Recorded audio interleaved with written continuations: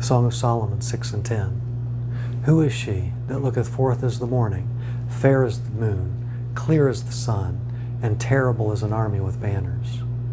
Now look at the increasing levels of brightness in this description. She looks forth as the morning. A new day has dawned on creation with the advent of the church. Dawn breaks through what had been darkness. In the dim light of nightfall, the vibrant colors of this world are reduced to shades of gray. But with morning comes the full beauty of God's creation. She is fair as the moon. Now we've seen the surface of the moon close up. It's dingy and pockmarked with craters. It's devoid of life and barren. Dust and rocks are all that's visible. Yet what we see when we look into the night sky is a beautiful orb of soft light.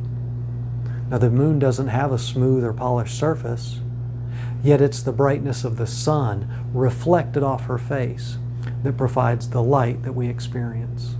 It's borrowed light, just as the light the church shines into this darkened world. We weren't sent to proclaim our own light, but the light of God, who purchased salvation for whosoever will turn to Him and away from the paths that lead to darkness and death.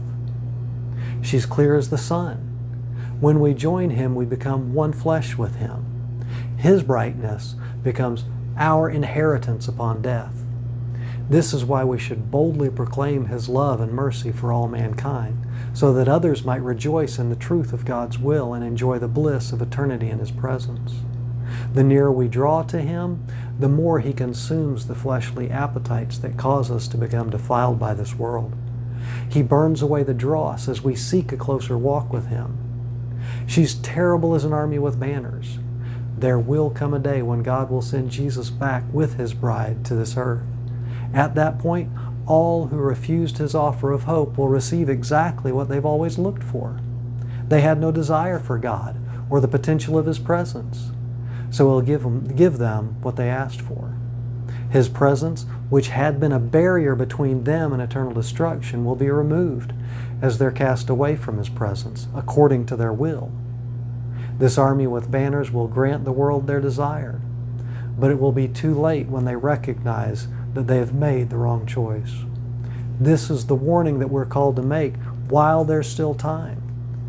The bride's faithfulness to rescue the perishing souls who surround us is an essential part of the beauty God sees in her.